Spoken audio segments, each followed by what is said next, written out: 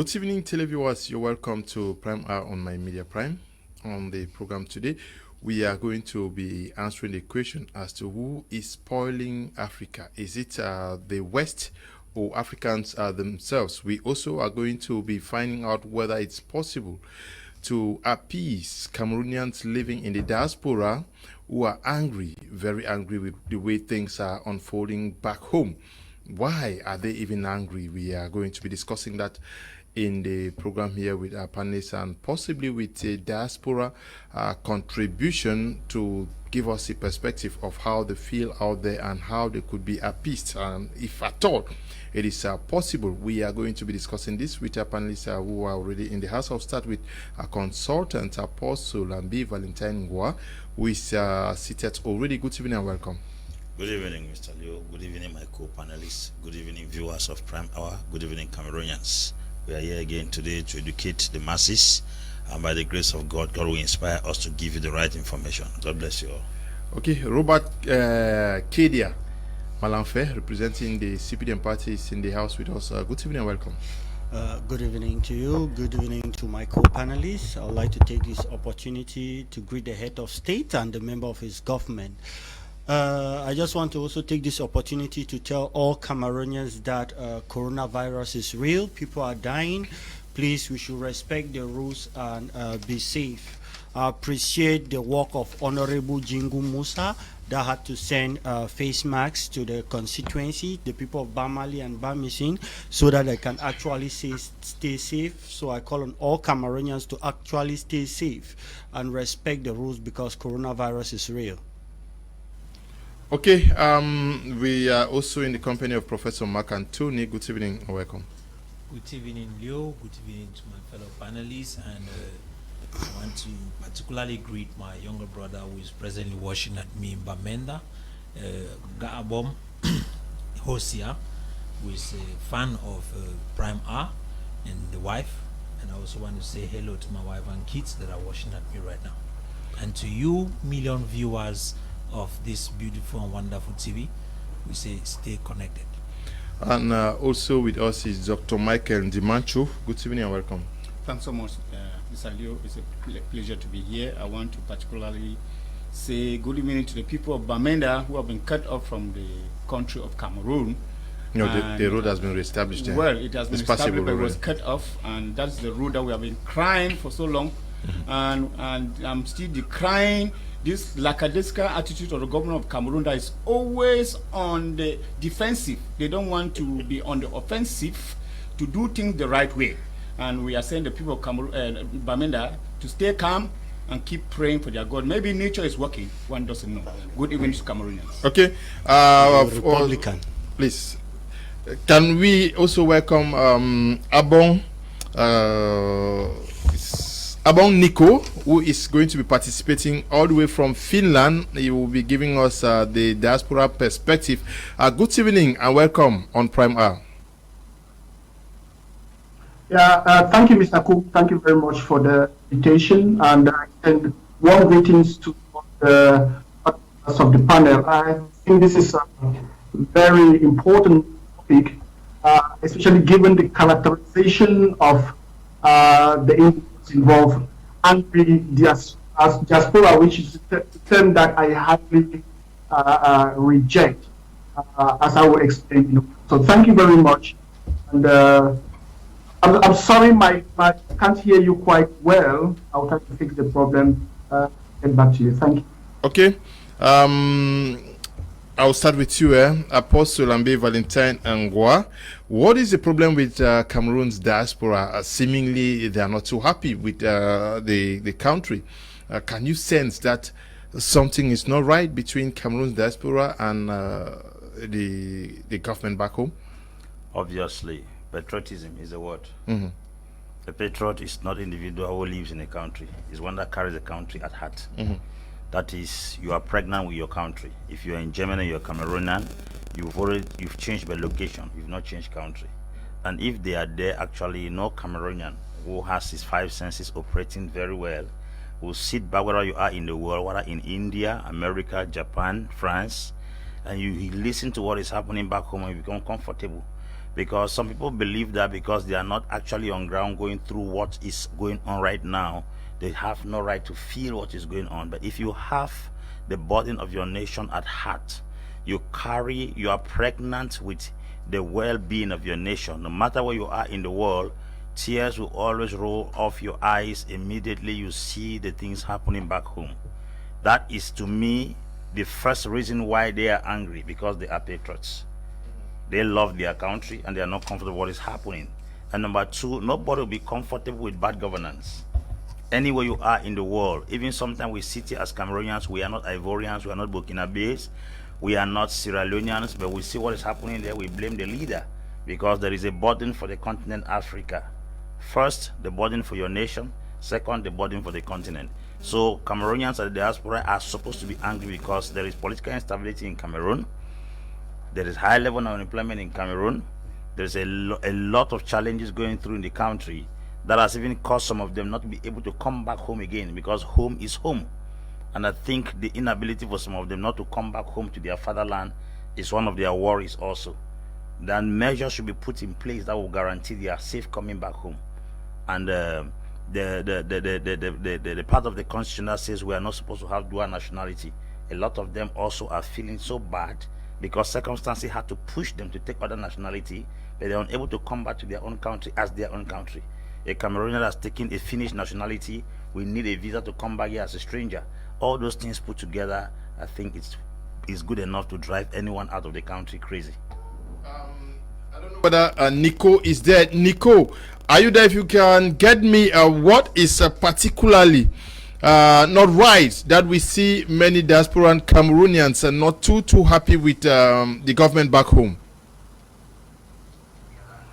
The issue of moving out of the country for because we now look at Cameroonians who move out as kind of running away from something. Cameroonians are not running away from the country. It is a natural thing that people move out of their countries. I mean, the Chinese do it, Americans move out, things for different purposes. Most of us move out because of for study, for better opportunity. It is not a move that is designed as you're angry with your country or you don't like your country. It is more of a desire to better yourself so that you can be more productive in your country. And that is where we should start this discussion, because it defines how the government should treat those that it considers as the diaspora. Because if you consider them as angry people, then you have a different way of handling them. But if you consider them as people who have gone out to develop themselves so that they come back to develop the country, then you have a different way of dealing with them. Thank you. That by the time most of you left the country, you were very satisfied, you were happy, and developed this attitude that you are saying now out there. Did you people leave the country as happy, patriotic Cameroonians? All of us are patriotic, first of all. But we move out for different reasons. Some of the people who move out of the country because they're not happy with the country, they're not moving out because they're not patriots. They are patriots, but they are looking at a system that does not support them, a system that does not encourage development and encourage participation, and they move out. So it's not because they're not patriots. Yes, for my instance, why did I move out? I move out simply because of education. I'm not happy with the system. I was working in Cameroon, and the situation wasn't good. I thought I could do more for the country, but I didn't have the opportunity because we don't have this inclusiveness in the development of the country. And so we tend to move out. And yes, there are a lot of people who are angry with the system. There are a lot of people, I am one of them, very angry with the system because it doesn't allow for inclusiveness. It doesn't allow for us to be able to come back and do the things that we need to do to foster the development of the country. So that's why we are dissatisfied, not angry, not kind of rebels or against the country, unpatriotic. It's simply because we need a system in place that fosters development, that fosters this inclusiveness, that you know that you can come back to the country and be part of the development of the country without feeling like you're competing. Okay. Without people feeling like you're threatening their positions of the rest. So yes, if I would say I'm a patriot, but I'm a dissatisfied patriot, and that is one of the reasons why I'm out, and that is one of the reasons why it's difficult for me to come back and be part of the system, of developing the country. But I cannot, I hope that the government will recognize the importance of the diaspora in the development of the country. Every single country that has developed because it has a very, very strong diaspora that is willing and able and is given opportunity to contribute to the development of the country. Okay, thank you. We'll get back to you, Robert Malamfe. You heard there from a member of the diaspora. He lives in Finland. He thinks that opportunities are not given enough for everybody to be able to represent themselves or their communities to the extent that they would have loved to in Cameroon.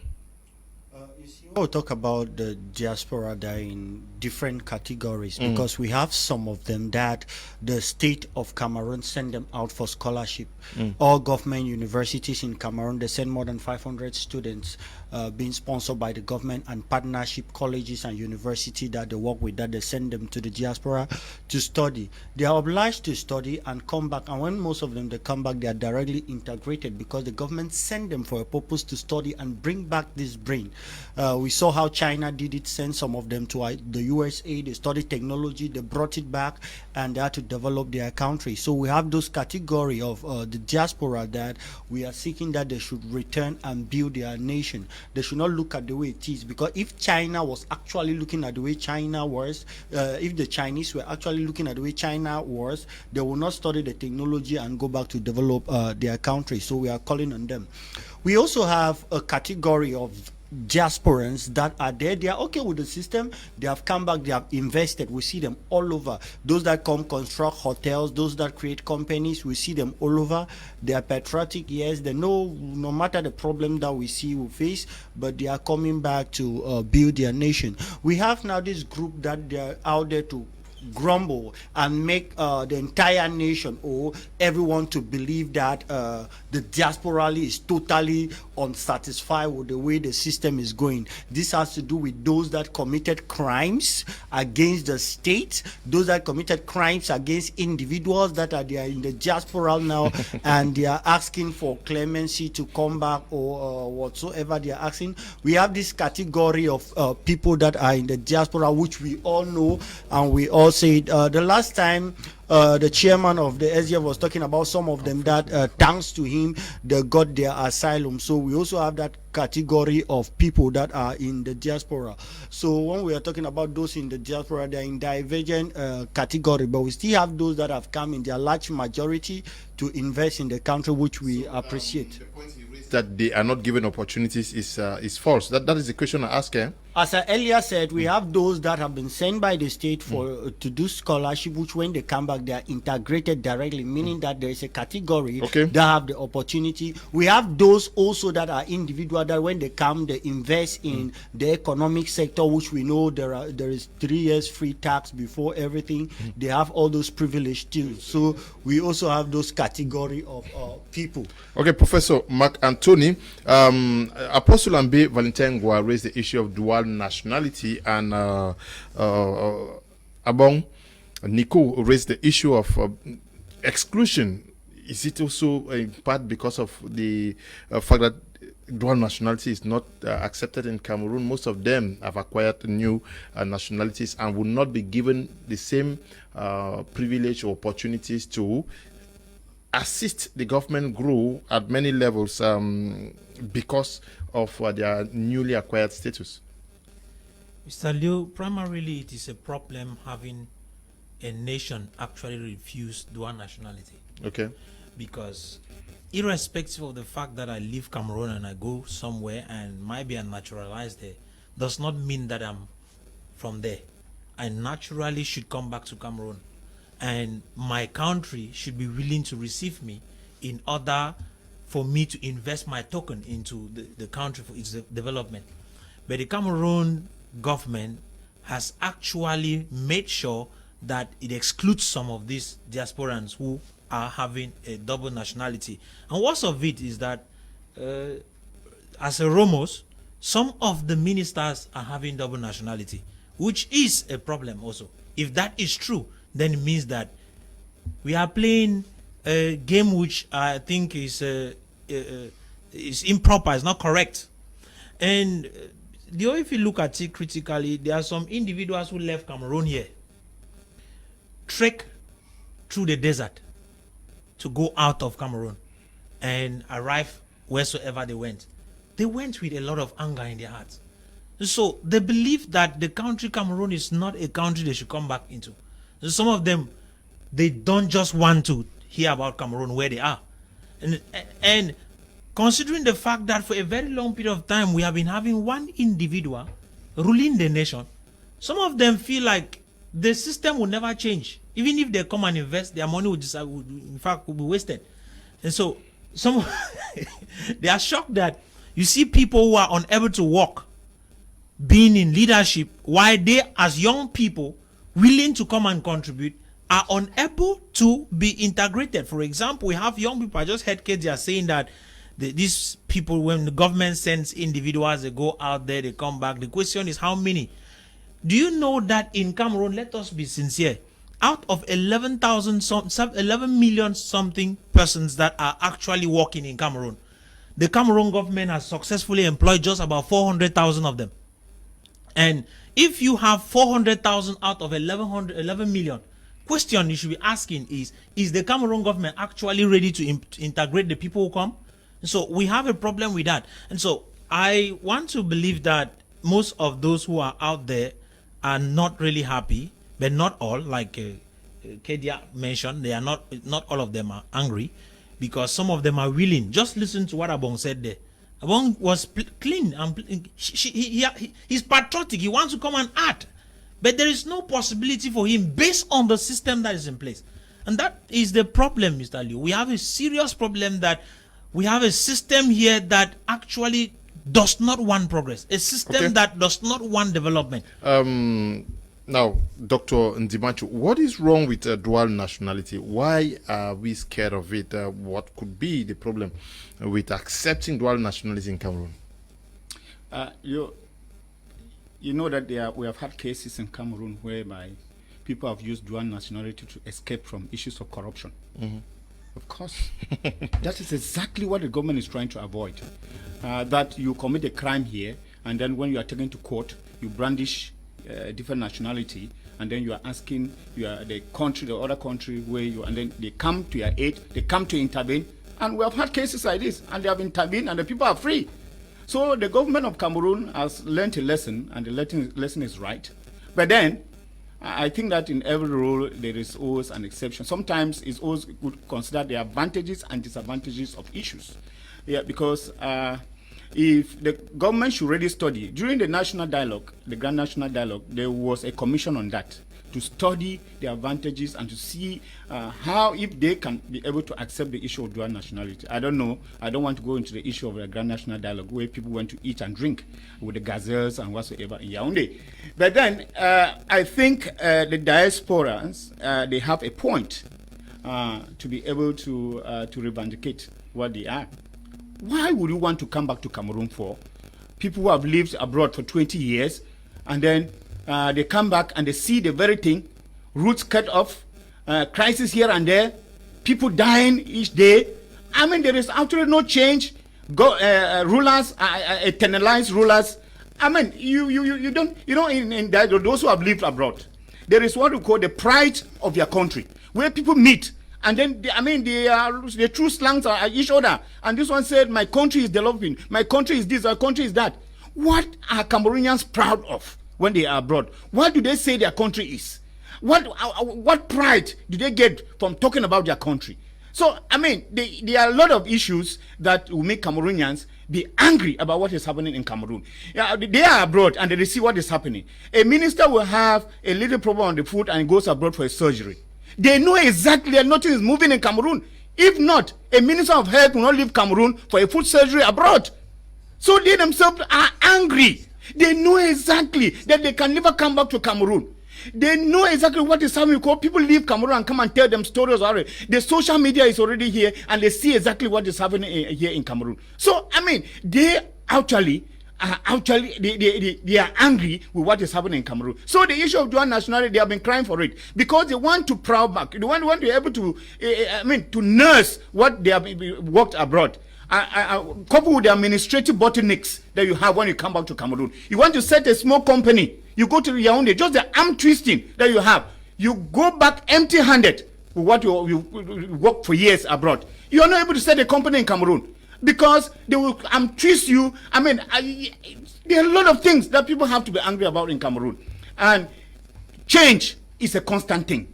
When you look at the hem of government, the rulers in Cameroon, there is no change in them. You just think that you are so nostalgic about how you left Cameroon. It is true that many of them have gone in exile. And you ask yourself, why are they on exile? Some people have even gone on self-exile.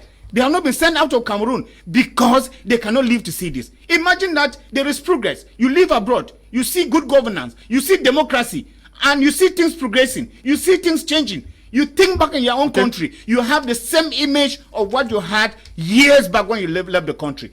Why would you not be angry with yourself? Okay, you do not need to come back because your families take pictures every day. We are living in a global village, so they are following what is happening. Back here, we are also in the company of Jean-Bertrand Mang. He is representing the PCR and party of Cabral Libi. Good evening and welcome. Merci, bonsoir mon cher, bonsoir à vos millions de téléspectateurs, bonsoir à mes copanélistes. Je dois remarquer que c'est la première fois que je viens dans vos studios et il y a assez de moyens qui sont mis pour que la qualité du service soit optimum. Donc je vous félicite pour cela.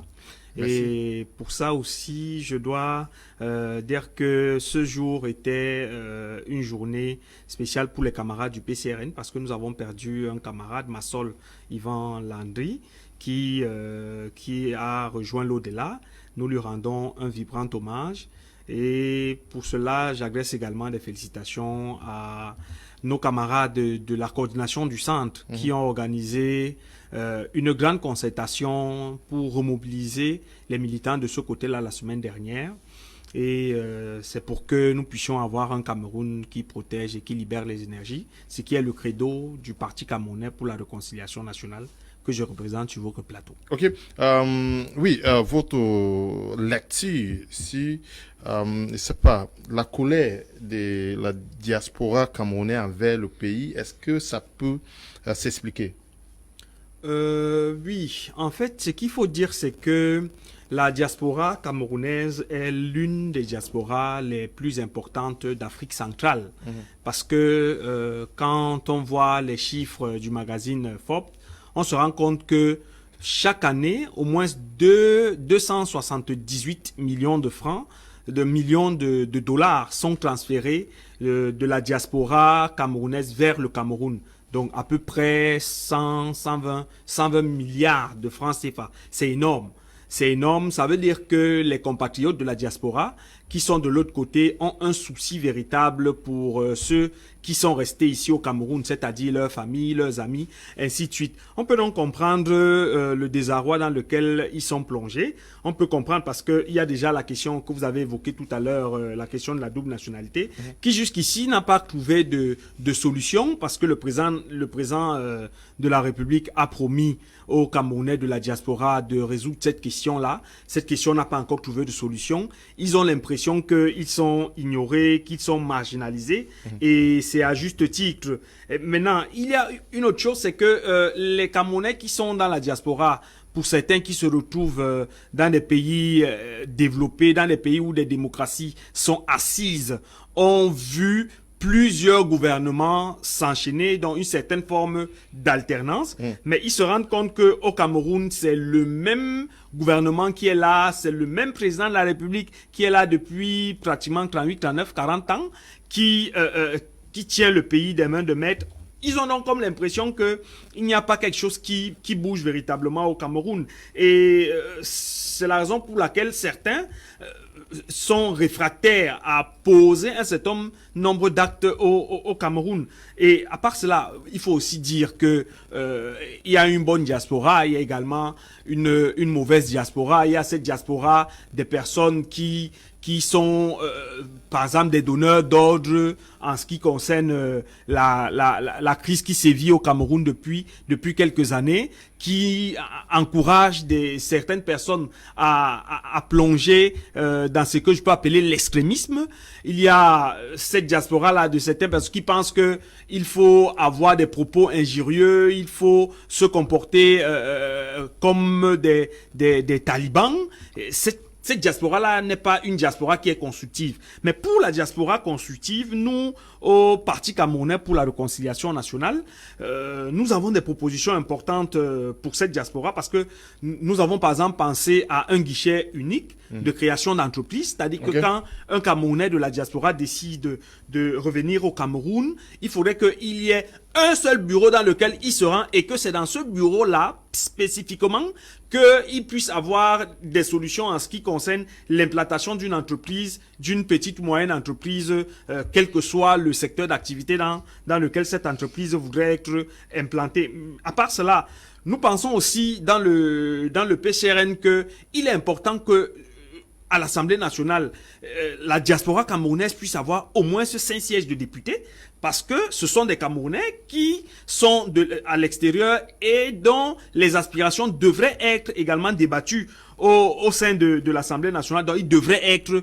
représentés à l'Assemblée nationale. À part cela, il est important que tout un ministère soit dédié à la diaspora, c'est-à-dire aux questions des Camerounais vivant à l'étranger, parce que ces Camerounais-là, généralement, il y a des ambassades, mais ces ambassades sont considérées pour certains comme juste des bureaux d'état civil, c'est-à-dire que quand un Camerounais de la diaspora vient de mettre au monde un enfant, il va juste là-bas pour enregistrer la naissance de son enfant, mais on ne sent pas que c'est vraiment une institution dans laquelle, je vais chuter par là, une institution dans laquelle on pourrait avoir des résolutions à des problèmes socio-culturels qui touchent la diaspora camerounaise. Et enfin, il faudrait qu'il y ait un contrat de retour pour ces Camerounais de la diaspora, c'est-à-dire quand un Camerounais quitte la diaspora pour venir investir au Cameroun, qu'il y ait un contrat sur lequel il s'appuie, sachant que son investissement n'ira pas en vain. Okay, I'll go back to you, Apostle Ambi Valentine Ngoa.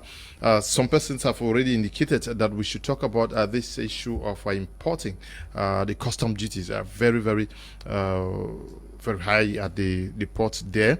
They claim that it is very discouraging to investment and the overall investment climate in the country. Do you think that it is friendly for our brothers and sisters who are living out there in the diaspora? Yeah, Mr. Leo, that is one of the most important issues I was trying to bring up before you took the mic away from me. First and foremost, I want to correct the fact that when we register companies in Cameroon, we register the company and we are supposed to be given at least 3 years of patent exoneration. But the Cameroon government used to give 2 years. I'm talking as somebody who has opened a company, Eligible International Business Ventures. And that company was open the period when they were doing exoneration of patent for 2 years. Now it is 1 year. Somebody opens the company and is not working anything, yet they are asking him to go and declare taxes. If I compare it with that of Canada, it's 2 different things. In Canada, you are given the opportunity to open a company and run until the company reaches a certain capital before they are given the opportunity to clear taxes. Not in Cameroon. Most companies are open in January and they are closed down by December, because every month you have to go to the taxation and declare Nyang. Nyang means you did not work anything. That is something very, very complicated. Coming back to the issue of custom duties in Cameroon, it is exorbitant. Cameroonians will leave here and go and buy cars in Benin and drive all through Nigeria to come to Cameroon because of the custom duties.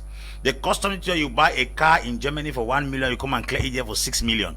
That the clearance fee is more expensive than the car itself. That is another serious challenge, that people will go and buy things out of the country to come and do business here. Only the custom duty will cause the person to spend almost half of his capital in clearing the goods. That shows that things are not balanced in the country. So if at all we are telling people that the diasporas are not comfortable, they are not comfortable because of the kind of exorbitant taxes we put here. And then talk less of what you are coming to establish something that can employ at least 1,000 persons in Cameroon. The drama is something totally different. You have to go from one ministry to another, another ministry to another, and each ministry you enter from the secretariat, you have to drop an envelope. Before you will successfully go and see the minister, they will ask you millions. Some people come here and even invest and spend in trying to negotiate to set up a company about 50 million before they even set up the company. And it's so complicated that when they start heaping taxes on you, you will not be even able to contain the level of tax that come up over your life. Look at, for example, in Nigeria, the value added tax, what to call VAT or the TVA in French, is 5%. But in Cameroon, it's 19.25. That's almost 20%. If a man is paying a tax for 100,000 in Nigeria or 5,000, we are paying 20,000 a year. The gap is too much. What do you gain? What's your profit? Then you are paying a tax of that amount. Then you clear a car of a very exorbitant amount. It makes people become very discouraged. People will go to Europe, beat their bodies, load containers, and they come here at the port. Sometimes money to even clear the container is not there. Containers are abandoned at the port there. Properties are abandoned at the port because the individuals who have labored all throughout their life do not even have the amount of money they're asking to clear containers here. How do you explain that an individual goes to Benin to go and buy a car? A car is cleared at 500,000, but that same car is cleared at 2 million. The gap is too much. So it pushes Cameroonians to go and buy cars in Benin and begin to drive far away to come over to Cameroon here, of which in countries like Guinea and other countries like Sierra Leone, cars are very cheap. Very, very cheap. It will be surprising that in Congo Brazzaville, as I'm talking in Pong Noah in Congo Brazzaville, cars come out of the port there cheaper than what comes out of Cameroon here. And we are saying that Cameroon is a giant in Central Africa. Giant in what sense? Giant in exorbitant taxes, exorbitant clearance bills, or what? So I think the diaspora must be angry because even the money they labor there, the worst of it is that if you check Malians, when they labor in any country in Europe, they are the highest people who put money back to their country. Because why? The charges, the cost is very cheap.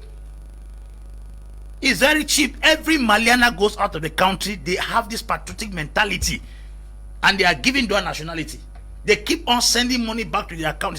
When a Cameroonian goes there and he does not have liquid cash, because you cannot practically make liquid cash in Europe, except you are a 419 or a criminal.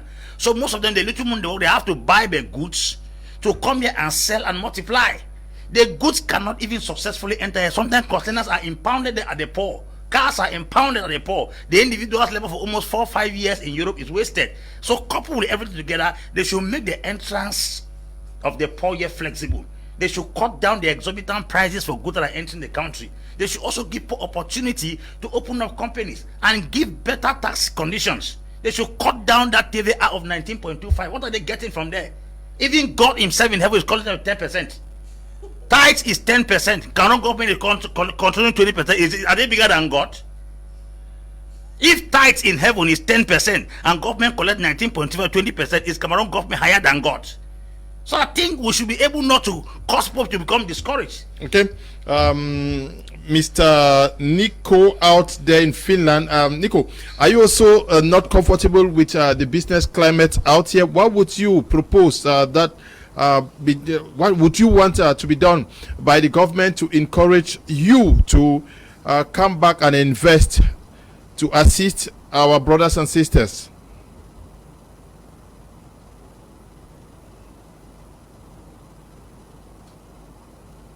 Have spoken a lot about this issue. I just want to say that one point which was raised, which is very important, is the issue of dual nationality. Okay. Which I think that a counter-development strategy by the government, because if you look at the case of Nigeria, a lot of Nigerians who live abroad actually have their businesses in Nigeria because it is expensive.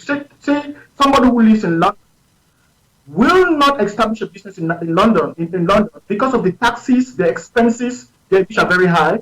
They will establish that business in Nigeria and then provide services in the UK and across the world.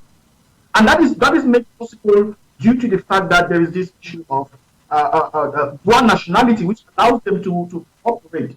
Now, the issue of dual nationality, I think it is more of the government trying to keep away certain people that they don't want to come back to the country, because a lot of people, I for one, if I travel out of the country and I start, Cameroonians are complaining, both at home and away.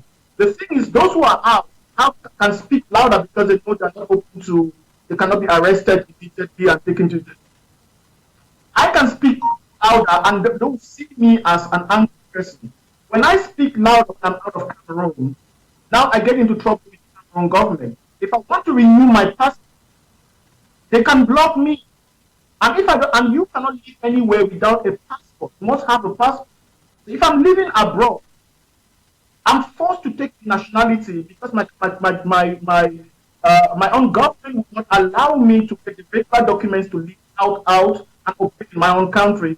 I have to be forced. A lot of this of people taking foreign nationality, most people have been forced into doing that. There are other advantages in the foreign nationality when you get there, but it stops you from being productive in your own country when there's the issue of they're not accepting the issue of dual nationality. Now you ask the question, what can the government do to facilitate or to make me come back to Cameroon? It's all about, we're not asking the government to provide us with funds, we're not asking the government to provide us with land or anything. What a lot of Cameroonians who are in abroad are expecting is for the government to make the field more easy and good. Take for example, if I come to Cameroon to establish a business, I am treated even worse than a foreigner, expatriate, comes to Cameroon to set up a business. Because they see me as a Cameroonian, they see me as somebody they can easily exploit. And so they make all these charges and things that make it difficult for us to establish in Cameroon. Secondly, I think that the issue also, which one of the things that a lot of people in the diaspora coming back to establish in Cameroon, actually be part of the development process of doing this. The fact that when you come, you are being looked at as a petit. You go somewhere, and when you speak, everybody says that you see that one because it's from abroad. He thinks that he knows more than everybody. Meanwhile, you are just trying to be able to bring in the things that you've learned from where you come from. I'm from a society. I live in a society which is highly structured, highly organized. And if I come to work in Cameroon, be it for the government, be it for the private sector, I come with that mentality of being highly organized and looked upon as somebody who's trying to be up there. And this is not only the issue of the government; it comes to the level of every individual action with. But to directly answer the question, I think that the government needs to actually engage the diaspora. Look at what is happening in Rwanda. The Rwandans, all across the world, they have called Rwanda Day. And the Rwandan president has instructed all the ambassadors to invite Rwandans in that community. And they have a celebration, like a 1 week celebration that has to do with different activities. They talk about health, they talk about education, they talk about, and all of that helps to bring the people to understand what's happening in the country. Okay, Mr. They are able to get, yeah. No, I'll come back to you very shortly. I'm coming back to you now, Robert. The question is, can these guys who are angry?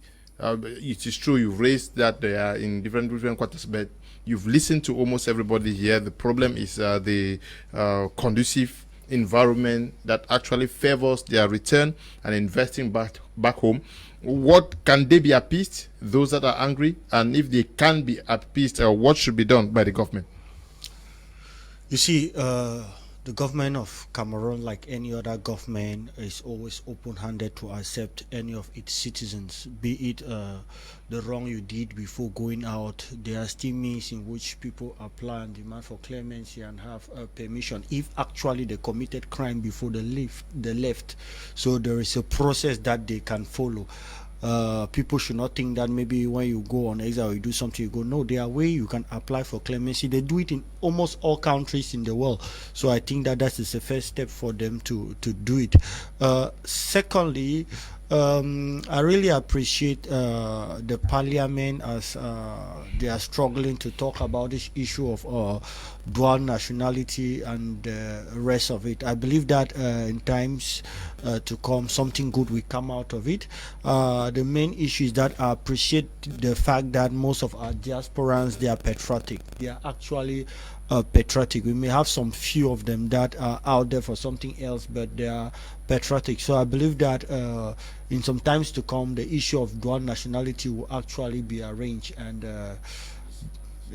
a conducive atmosphere will be done. At the level of exportation, we all know that right now we are having just a single Douala seaport, which is actually a river, but we know that Crise has been constructed and the second phase of Crise is there, and Limbe will kickstart soon. So I believe that there will be some free access at the level of importation, which we should appreciate the head of state. Is the issue the number of ports, or the issue of the taxes, the custom duties? As we are talking about custom duties, when these ports are there, the facilities will definitely be there, which it will reduce the duration of clearance at the level of the port. At the level of the taxes, it is the state. If the state have decided to put the amounts of the amount they have done put at the level of taxes, is because they know the services they render with regards to the process of importation. So I think the state knows what it's doing. But if people are not happy with it, I still say it. There is a diplomatic way. We have representatives at the parliament, which we voted for them. They are there. We have a channel we can follow. Even when people are not happy, it is normal that people complain about it. But we have a channel to present our problem in a diplomatic way. Yes, the Cameroon diaspora, how do we appease them? We know that, for example, in Europe, there is a very strong movement that always comes out when a government minister gets there. Can we change things around? Yes, it is very, very possible to change things around. We begin by solving the problems we have at home, and actually creating a conducive environment where business can flourish. I think Apostle Ambe mentioned a lot of things that are actually some of the reasons why many of these people, diasporans, are angry with Cameroon. Looking at the fact that at times these people, they stress themselves, fly over there, and one of the reasons you should know is leaving the country was because it's not just because they wanted to go and study, it's because the country is not favorable. In fact, there is nothing in it that is convincing somebody to sit. If some of us, we are sitting in Cameroon, is because we need to. Because you don't have the means? Not because you don't have the means. You see, there's nothing convincing now. There are a lot of persons who, if you go right now, just do a kind of survey. Ask 100 youth, do you want to remain in Cameroon? They will tell you Cameroon is hell. They don't want to remain here. They want to go away. That is because of the system in place. That is because for a long period of time, things have not been working for the good of the people. And so a lot of Cameroonians left Cameroon with that state of mind, like, okay, Cameroon is not the best place to succeed in. So I think if I go out there and succeed, and when they go out there, they have the opportunity. They say, okay, now that I've gathered a little bit of money, let me return to my country. Entering to come back, they load things in containers to come here and offload and sell. But when they arrive the seaport here, it becomes another level of problem.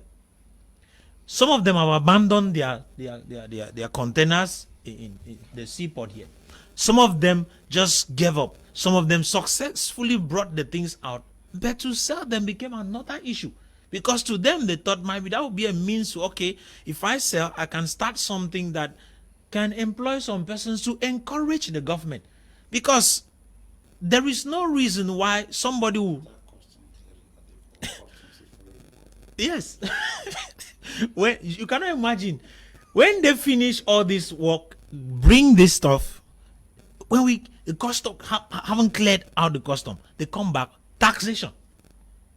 The taxation guys, they come, make sure they have to eat their own, and at the end of the day, you end up with nothing. So they cannot. My question to you, what you are saying are the problems. My question Yes. to you is, how do we appease them? That is why I said, in order to appease these people, there is need for the Cameroon government to restructure this thing, set up systems that are favorable with the people, implying that we must go looking at the custom duty. Let us compare with other nations. Why are we this expensive that others are not? We should bring that down, cut it down.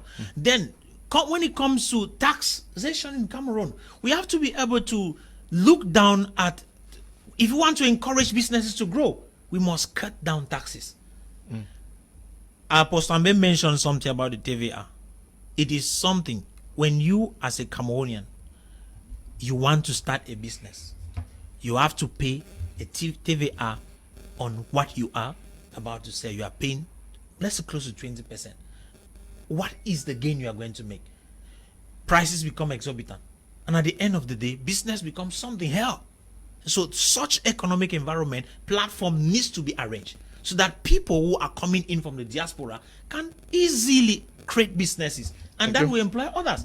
And Mr. Liu, to round up on that, if you look at it, some of them are out there not because they want to.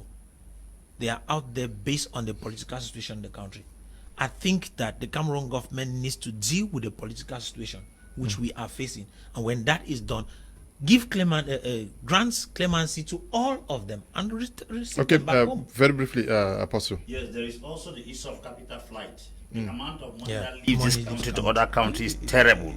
Now, the guys who are even struggling to send money into this country should be respected and given further favorable conditions to come here and invest. The amount of Chinese people don't bank with us. All their monies are transferred. A Chinese man can transfer 200 million to mobile Western Union.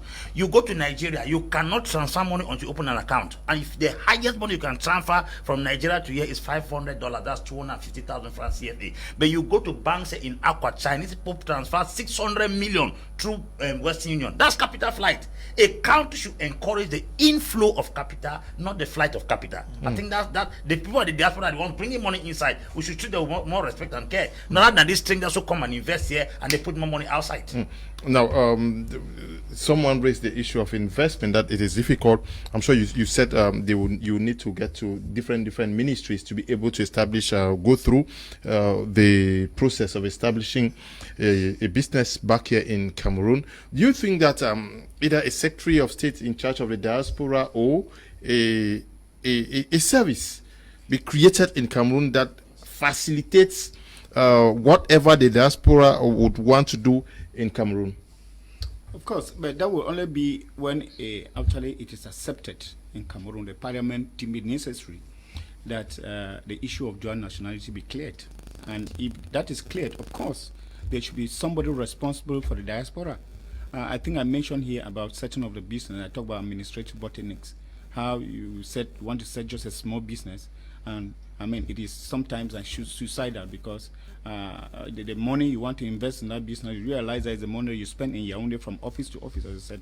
So I think the first thing to do is to accept that the issue of dual nationality, that I can be of Cameroonian nationality and I actually have an American nationality, because one of these things, people don't get other nationalities because just for the love of it.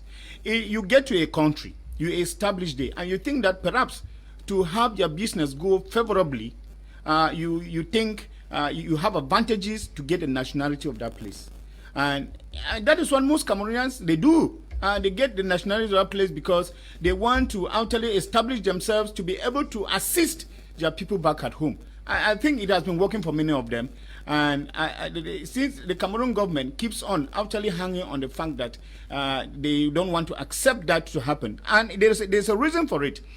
They understand that those who have gone abroad have gained more knowledge, have had experience, and they coming back home. It is going to be a challenge to the octogenarians because they are people who are thinking the same since 1960 when we gained independence and up to now. They don't believe in change, and they feel threatened that those who have gone up there and they have seen how change is will come back and challenge them. I think that one of the things that we should have to accept is that there should be change in Cameroon.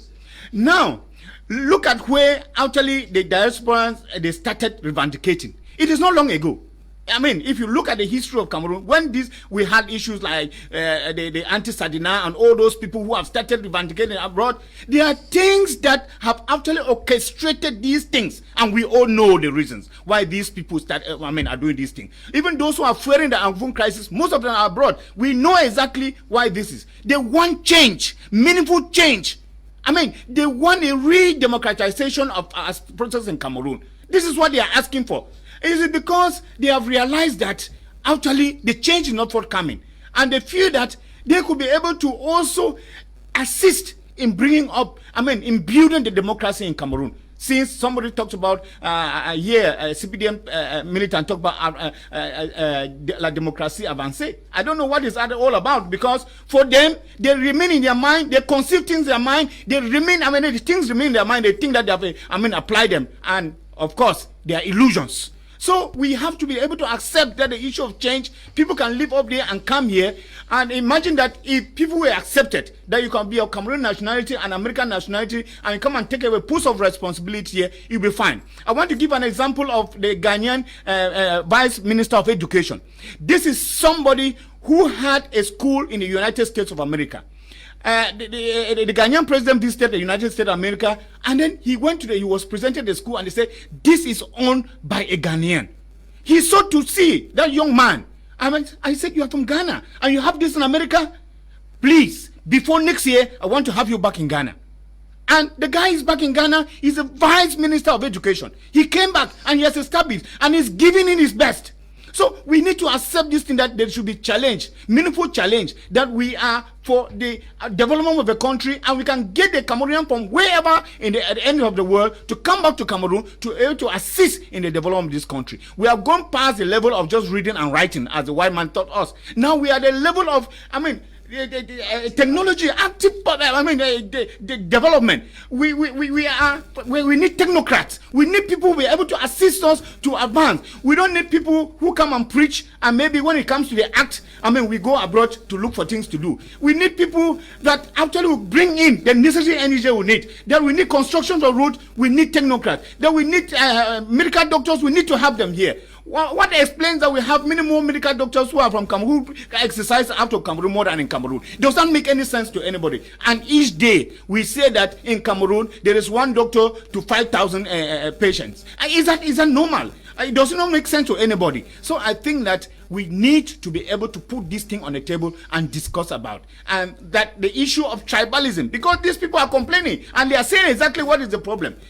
Is it the issue of tribalism? We should actually put the country at heart first before we look at our individual tribes, individual families. And I think that the country will advance in that. Okay, the country is going to advance. Good evening to you, Ako Jeratema. Agu Regel Tembeng. Good evening to you, Stephen Joe. Agu Anita Eno. Good evening to you, Godi Nui Koni. And to you, Fosak El Gabriel and Ish Kobe. Ikazita, and to you, Makia Valentine. Suila Rupros and Deep Fredo. And Nene Alain. Good evening to you. Zakaria Ashum, good evening to you. Adeline Ngelo, and to you Amadu, and to Fondong Richard, good evening to you. Mbu Bate, and to you Mengang Nsope Anise, good evening to you. Cameroon OIC ex trainees, and to you Bawi Francis Akko Gerard Tema, good evening to you. Naira Stephen Asongani, good evening to you. Samuel Tabi, Bruce, and all of you watching on social media, I say special good evening to you. Monsieur Jean, qu'est-ce qu'il faut faire pour apaiser ces Camerounais-là qui ne sont pas contents, nous frères et sœurs?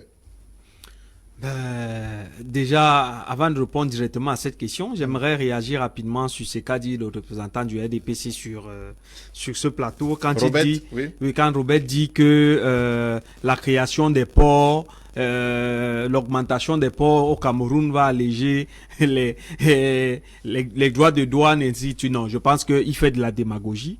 Même si on venait à créer 100 ports au Cameroun, cela n'aurait en rien un impact sur le niveau ou alors le coût de la douane. Donc, en fait, pour répondre maintenant à ta question, moi, je veux dire que, comme je l'ai dit d'entrée de jeu, il est important que il y ait déjà cette question de la double nationalité qui soit résolue de manière définitive.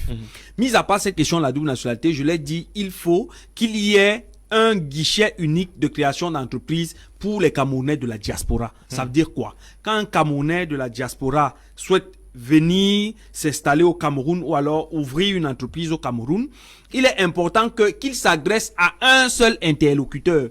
Parce que le simple fait pour déposer un dossier d'ouverture d'une entreprise, le simple fait de parcourir tous les ministères concernés par rapport à cette affaire décourage déjà l'investisseur qui souhaite s'installer au Cameroun. Donc, cette hyper-centralisation de la bureaucratie fait en sorte que le Cameroun a l'impression, et dans cette bureaucratie, il y a des réseaux de corruption qui s'installent. Ça veut dire que pour qu'on vous rende un service, parce qu'on sait que vous venez de la diaspora, on vous impose telle ou telle autre chose. Non, cette question-là doit être résolue. Il faut un guichet unique pour la création des entreprises. Maintenant, je l'ai dit au Parlement camerounais, il est important que les Camerounais de la diaspora soient représentés. Et il faut au moins, et nous au PCRN, nous l'avons proposé, il faut au moins 5 députés qui peuvent poser les questions, des problèmes des Camerounais de la diaspora au niveau du Parlement, défendre avec véhémence les Camerounais de la diaspora.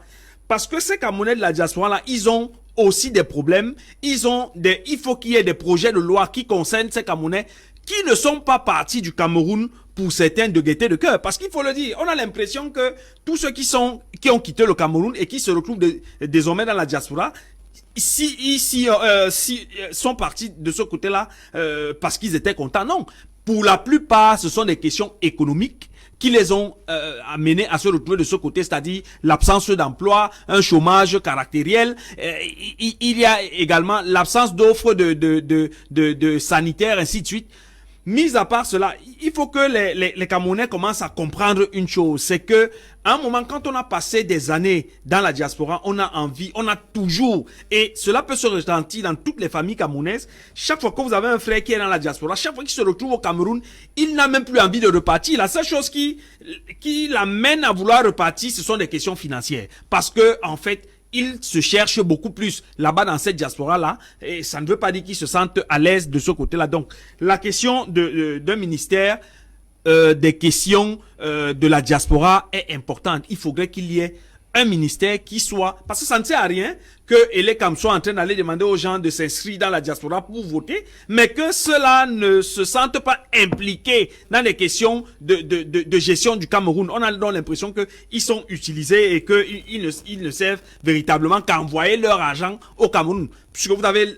Dans certaines familles, même vous avez des gars qui sont dans la diaspora et qui vous disent que vraiment, moi, j'ai l'impression que je ne vous sers qu'à vous envoyer de l'argent. Et à part cela, je n'ai plus aucune autre considération. Okay. Donc, et je chute rapidement sur le contrat de retour. Okay. Ce que nous attendons par contrat de retour au niveau du Parti camerounais pour la réconciliation nationale, c'est le fait que quand un Camerounais de la diaspora mobilise ses ressources pour venir au Cameroun, il faudrait qu'il ait un canevas, c'est-à-dire qu'il y ait déjà des débouchés pour que celui-là ne se retrouve pas en perte, qu'il ne regrette pas le fait qu'il soit revenu au Cameroun. Il faudrait que tous ceux qui reviennent au Cameroun, au maximum, qu'ils se sentent plus à l'aise dans leur business, dans leur manière de vivre, dans leur vie de manière sociale, que là où ils étaient au niveau de la diaspora. Et si ces questions-là sont résolues, je pense que les Camerounais qui sont de la diaspora, de la bonne diaspora, ceux-là se sentiront à l'aise au Cameroun. Okay.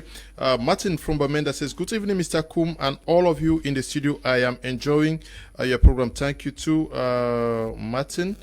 Greetings to all the panelists. Cameroon relies about 40% for its revenue, but there is no single in the university in Cameroon that trains petroleum experts. When those who study it abroad come to the country, the applications disappear between the secretariat and the human resource officer. How can we grow? Herman is writing from Douala. Good evening to you, Herman.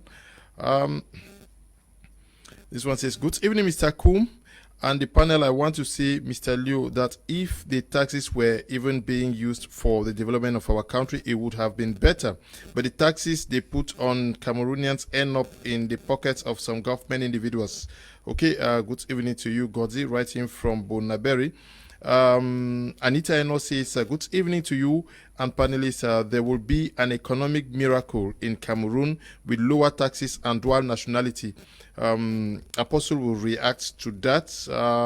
This one says, good evening to the panelists. Good evening to you too. This one reads, good evening, Mr. Leo. Njoakom Augustine writing from Kenya. When one travels out of Cameroon, you realize that the situation back home is really pathetic and disappointing. That's many people find it so difficult coming back, especially the neglected North and Southwest regions. Your reaction to that, to what Anita said? 100% correct. That's what I've been singing here. Dual nationality will give every Cameroonian out of the country the boldness to come back and invest here, knowing fully whether he will not be considered a stranger in his own country. Number two, most of them who left this country left landed properties that are not too expensive also to acquire in Cameroon, that they can, the exchange rate of what they gather, if they put it here in business, it's going to multiply. Number two, if they have the opportunity to come back to this country and still have the nationality intact, it will create a lot of employment because everybody will want to come back and invest in their country. Number three, most of the material they need in most of their companies to exploit is in Africa here. No matter what they learn out of the country, if they come back here, the material will be here, and they are not exporting materials anymore. They are getting it close by, so it will be easier for them to invest. If almost everybody that leaves the university can get a job from a company established by someone who has gathered skills outside and income, because two things are employed and expanding the company. You need skill, you need capital, and that capital is what they go out to look for. If they come here, there will be a boom. You will not need to leave university and start scraping helter-skelter. Every country's strength is tied to the private sector, but Cameroon is the only country I've seen with the weakest private sector. The private sector here is hampered because a lot of policies put in place cannot allow companies to thrive and emerge. They suffocate companies. The next thing is, if there is a reduction in tax, it will give many people the bonus to set up companies. Because sometimes you don't even get the finances of what you are doing. How do you explain that the governor of Calabar State refused the payment of taxes for little businesses? Today you have a kiosk at the roadside. You are doing phone booths. You are doing manual money transfer. You are paying taxes. Taxes for what? You are selling plantain. They are collecting taxes. When a governor in a state in Nigeria chooses to boycott taxes for all jobs, little petite, you are riding bike here in Bonaberi. Go and see them. Mayor will send guys to arrest you to pay the tax of 12,000 francs. You buy the cat. How much does a bike rider walk? Now, when those bike guys get frustrated, that's the reason of even use the bike not to even walk in. They use the bike now to steal. Because what they use to work cannot even provide for your family. So I think all these little petty businesses should be given chance to thrive. They suffocate businesses. You go to a place where somebody has a little salon at the roadside, he's not even working 10,000 francs. You are collecting tax from those places. All those things are the things that kill businesses. There will be an economic boom if there's dual nationality and reduction in taxes. Most Nigerians have come back to invest in Nigeria. There is a Nigerian doctor who separated a Siamese twins recently, and there's another who operated a lady, removed a fetus, put the fetus back in the stomach, and then sewed. That man trained in America. They came and established his hospital in Lagos. Because why? The working condition, the atmosphere, the tax policies, they are not too heavy that can suffocate such businesses. That's why you see most of them study abroad. The highest neurosurgeons in America, medical doctors, and the Ghanaians and Nigerians, you know, those guys come back in their country. When this man came to power, Akufo-Addo, he launched what they call Return Ghana. Return Ghana means no matter the skill you have acquired out of the country, come back and invest in Ghana. Do you think that if the conditions that he put in place were not favorable and conducive, do you think we will leave America or Canada to come and invest in Ghana? The best we have is outside there. That's the reason why I said there one time that when we go out of the country, we study, there is this issue that when you write a project, The country which you study, if you are a first class student in that university, they will send you back to a country. For a geologist, you will come and carry a research here very well. They will pay you while you are going to school. The way you go with that report and submit it, they know exactly where raw materials are in your country. Through their ambassador and their businessmen, they will come as if they are coming to carry out charity works in that environment. Now they may see the mayor and say, we will need this piece of land. This piece of land is a report of a Cameroonian that studied in their university and came back here for internship and for research. Now through that, they buy that piece of land for a very expensive amount of money. You may think the land makes no meaning, only for you to realize that they are extracting gold from that same place, because why? A Cameroonian that studied in the university under good condition came back to the country to carry out his research, went back, deposited that research by exposing all the areas in Cameroon where we have mineral resources. That is how they are exploiting us. So if at all we Cameroonians will come and do such research, and we are given the opportunity to establish businesses in the place where we have discovered those treasures, whites will not come here through the ambassadors and begin to explore what is supposed to be benefiting. Good evening to you, Peprish, Futurizi, Kwanda Cletus, Kanga Emil, and to you, Doc Mo, Penades Ndome. Good evening to you, Agu Regel. Now, Nico, you are in the diaspora, Abong. You live in Finland. What specifically would you prescribe to the Cameroon government to reconcile itself with its diaspora?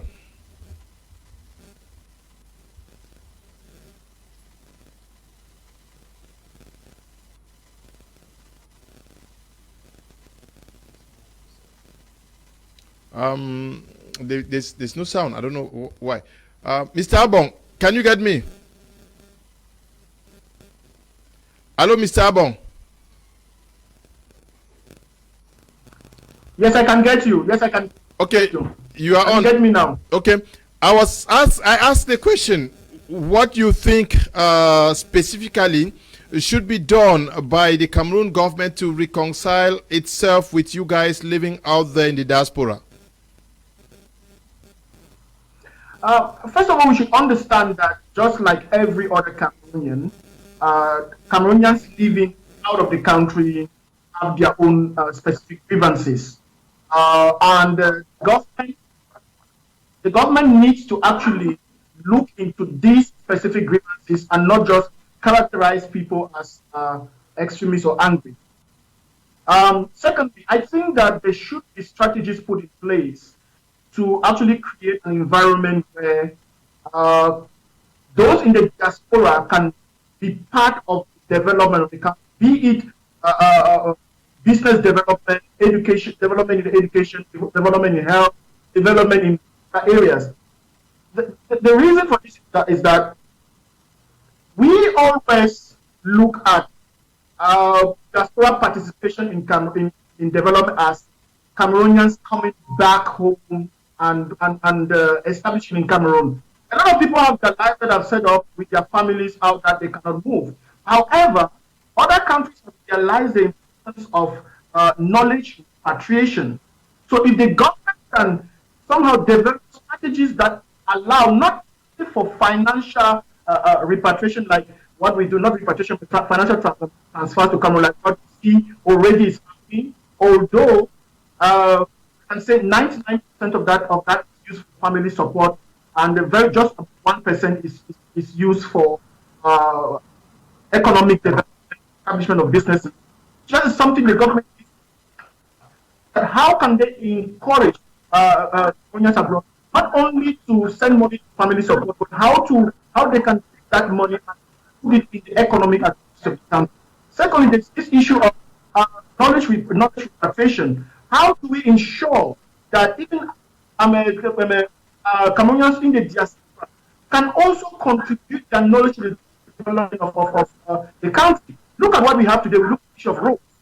We have very poor roads, and we have this contract given to come to companies that actually have no accountability. They have no accountability to the local population, and whatever they do, they don't answer to anyone. But we have some of the best engineers. Cameroonians are some of the most highly educated in the world in the diaspora. If you Europe here, 99% of Cameroonians who have traveled have gone to school. They have gone there, they have studied, they are experts in their areas. They are able to use that knowledge, transfer knowledge back to the country, help in the development of that country. But the problem now is the government taking advantage of this. That's why in the beginning, last time I wanted to talk about this issue, what the Rwandans are doing. The Rwandans have a system where every single Rwandan diaspora is involved in the development of their country through their embassies. They organize events where they bring them, discuss issues, from them they identify experts, and they look at how those experts can be either brought to the country or their knowledge can be repatriated for the development of the country. And those are things that need to be done. We don't need to things that, we call national dialogue and say this, but I think most of those who from abroad to attend the national dialogue were just opportunists. How many highly skilled experts in the area of health, in the area of education, in the area of information technology were invited to come to the national dialogue and speak? We have a few individuals who will go there and make noise and try to score some political points, and they call it national dialogue. The government needs to create an inclusive strategy that does not only cater for the concerns of the Cameroonians in the diaspora, but puts the Cameroonians in the diaspora at the center of decision making in those areas that develop. Thank you. Okay, thank you very much. Good evening, my media prime. I'm Prince K from Kumba. The only way the Cameroonian government can reconcile itself with its diaspora is by them giving up power for a new dynamic team to come in and make the much needed positive change. Good evening to you. Excuse me. Good evening, Mr. Liu. I really appreciate your program. I am sure this program, many of our administration are getting it, because our biggest problem is accepting change. Look at our roads, just like footpaths. Good evening to you too. Good evening. It's Div Bless writing from Bilo. I love the program so much. Courage. Thank you very much. Bless. Good evening, Mr. Liu. It is said that when you start seeing floats, it is a sign that drainage are blocked. This issue of illegal migration and Cameroonians floating out there is because chances of succeeding back home are all blocked by some wicked leaders. The most prominent business today in Cameroon is politics. We need God to help us. Roy is also writing from Bomenda. Good evening to you, Roy. This one says, wow, that is nice and good. I love what that man is saying. He's writing from Kumba. Good evening to you. Mr. Leo, good evening. Please tell me, is there a minister in Cameroon without a dual nationality? Because even the president has got a dual nationality. Thanks. I'm Titi, writing from Tombel. Good evening to you, Titi. Good evening to you all in the studio and listeners. I just bought a Corolla Verso, which will be in Cameroon with a total cost of less than 1.2 million. They are asking me 2.1 millions. 2.2 and 2.3. How can one be encouraged to do business?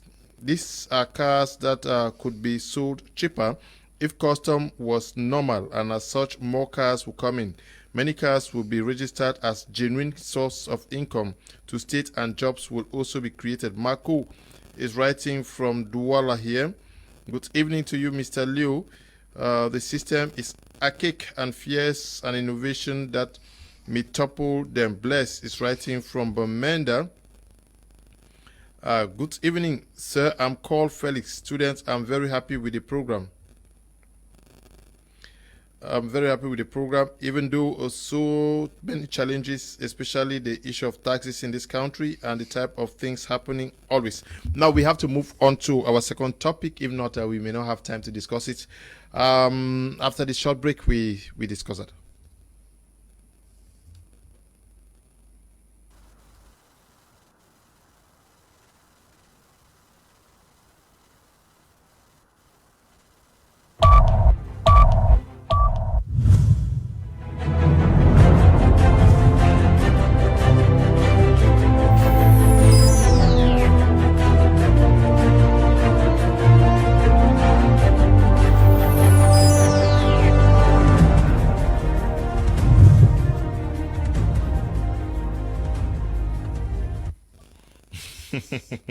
Welcome back. You're watching Prime on my Media Prime. We are now going to be looking at Africa. Who is spoiling Africa? Is it the Africans themselves or the West? I'll start with you. I will bring the aspect of the West and the aspect of Africa. Why do I bring the aspect of the West? The West first. You realize that it was the West that colonized Britain and France, that colonized America, and later on Britain removed France and colonized America, and they used the policy of divide and rule. But unfortunately, with the case of Africa, the divide and rule that they used was something that Africans, it's difficult for Africans to fight the divide and rule, because we have the Francophonie section, the Francophones, those that were colonized by France, those that were colonized by Britain, those that were colonized by Portugal. So we have this different aspect with different culture, our different perspective, which give way for the West to easily penetrate and come into Africa to exploit what they want to exploit, so they are benefiting for that from that. Secondly, the next aspect also I will talk about the West is that the West know that Africa is the breadbasket of the world. They are very, very well aware of that. So they have two options: either they use leaders to get what they want in the country, and when the leaders are very resistant, they get part of them, colleagues and friends of them, empower them, give them weapons so that they can use that to get through them. Then we also have international organizations still put in place by this same West. We have the Francophonie, we have Commonwealth, we have the United Nations. I still believe that these are mechanisms put by the West to be able to penetrate Africa and exploit what they want. Because, for instance, Africa is not part of the Big Five that control the United Nations. So you realize that in the world, Africa does not really have a say. And when it comes to penetrating into Africa, so, you are saying that it's the West that is spoiling Africa? Yes, I really think so. At that perspective, that if Africa, then at the aspect of Africa, which I would like to say there is a problem in Africa, we have this division that is present between the people and their leaders. Now, when a leader comes, because normally the main enemy is the West, we are not debating about it, most of the problem we have is the West. Now, when a leader is there and he wants to fight the West, he needs the support of his people. If the support of his people are not there, he becomes vulnerable to the West. For instance, I'll give you this example. We saw the good thing that Gaddafi did for the people of Libya, but we saw the influence of the West to get through the West. And we also see the case of Ivory Coast, when Gbagbo came back, realized the price of cocoa, the price of oil, he was fighting through it. What happened? They still have to use part of Ivorian Ouattara to get him out. So that is mostly the strategy that the West used to penetrate Africa. Professor, you are a Pan-Africanist. You have been talking about this. Who is spoiling Africa?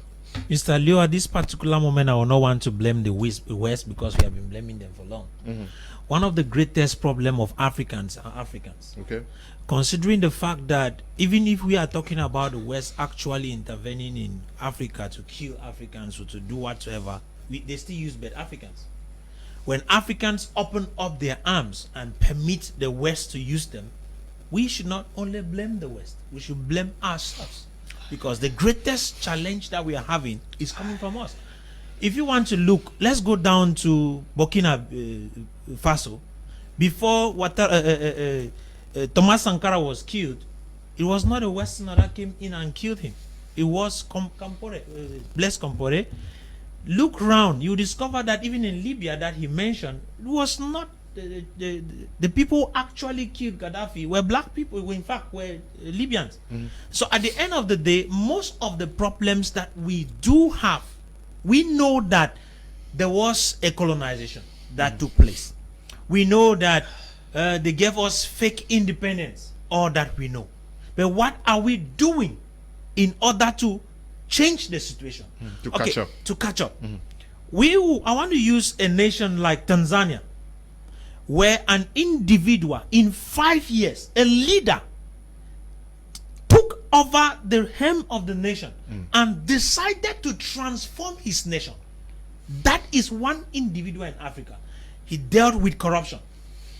I wrote something on your Facebook page today concerning how he successfully built that. If you look at it, Mr. Leo, in Africa, like I said, Africa remains a primary creditor to the world.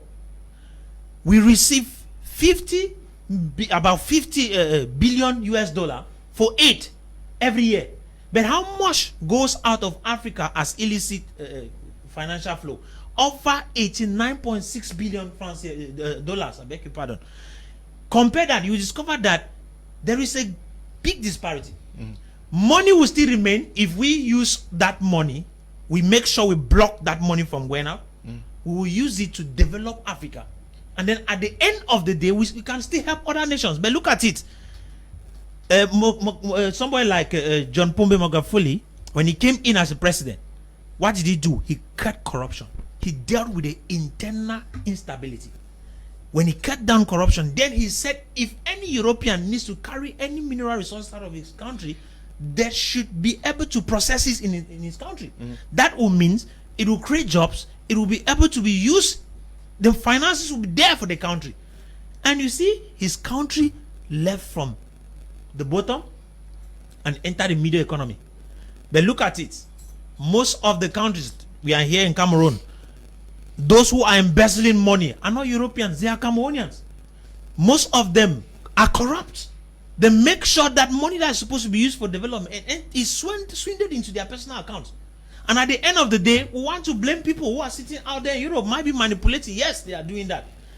But I think that if things need to change, then we must come back to ourselves. Okay. And be able to look down on ourselves. Let's examine ourselves. Are we doing the right things? Okay, Dr. Dimanchu, where is the problem that the West is spoiling Africa and seemingly Africans are doing so? Is it ignorance? Is it, is it some level of ignorance that we open our doors for people who are spoiling our nations and we are under hit from our respective populations? I'm talking about leaders, because if the West is spoiling Africa, it is doing so in connivance with our leaders, and our population is on our head that please, there is no development, things are not moving well, and is it also used by political parties, this blame game on the West? Is it also used by political parties or leaders, African leaders, to divert attention from their internal failures? That the West is spoiling Africans, I take that with a pinch of salt. Okay. Yes, I take that with a pinch of salt, because there are two factors. We have the exogenous factors and the endogenous factors, and the exogenous factors, yes, touches on the West, on their influence on Africa. But that, to me, it's not very, very important, because when we talk about exogenous factor, we want to start thinking about the scramble for Africa, colonialism, but we've gone past all that, and Africa has come of age.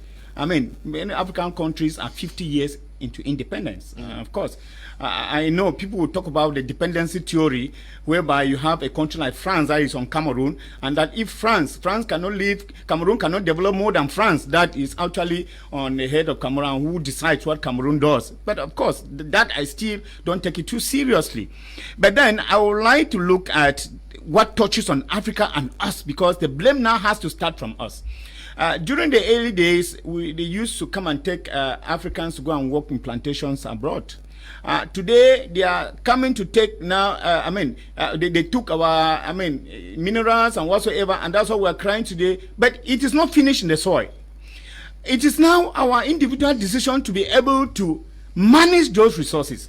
And I know there are some natural conditions that have made Africans to be where they are, but completely, we still say we cannot blame that, like issue of malaria. The African landmass is unfortunate to find itself in the tropics, whereby they are not closer to the Atlantic and the Indian Ocean, and it's giving the mosquitoes the favorable conditions, and is breeding out malaria and whatsoever. And you know how much money African nations spend on malaria each day, which of course in Europe we don't have that. But then that is still not a blame that we can be able. Now we look at the issue of corruption that is in Africa, whereby you find this African theory of communalism, where you are somewhere and you want to amass all the wealth, and maybe with your individual families.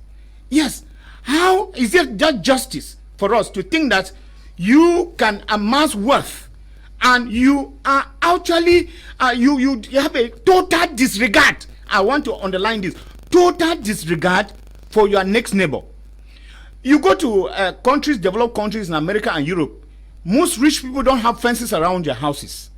But you come to Africa, what fences are much more expensive, and the people are spending on fences more than their individual houses. Why? Because people want to to seclude themselves and enjoy their wealth alone. They don't care about the next neighbor. And that is what is happening. The third thing is that we have developed, we have nurtured and matured stronger people in Cameroon than the institutions that are supposed to be strong. In such a way, now we have people who command. We do not have any rule that governs people, because once you are in power, you can break the rule. That framework they call the constitution, it doesn't make anything for you, because you can twist it around as you want, and then you go through. These are some of the things that we are looking at. Now you look at the issue of poverty. I was talking about, people are living in abject poverty, not because they do not know what to do, but because they want to be managers. People have refused to be job creators, and they want to manage. And that is why each person in Africa wants to form an NGO, because he wants money to come for him to manage. They are refusing to work. People have refused to work, but they want to manage money. And this is where the problem is coming from. Everybody wants to sit in an office and be able to command. Let money come in, and then he actually does the way he commands, and then he commands people. All people are under him. He wants to be called sir. He wants to be called mister. He wants to be called patron. And that is what is happening. We have refused to be able to have a facelift of our country, our dear country, Africa. And now, what happened is that when the whites come, they use us. The West come, they use us. And then when they see the intelligent people, they take them away, and then they walk abroad.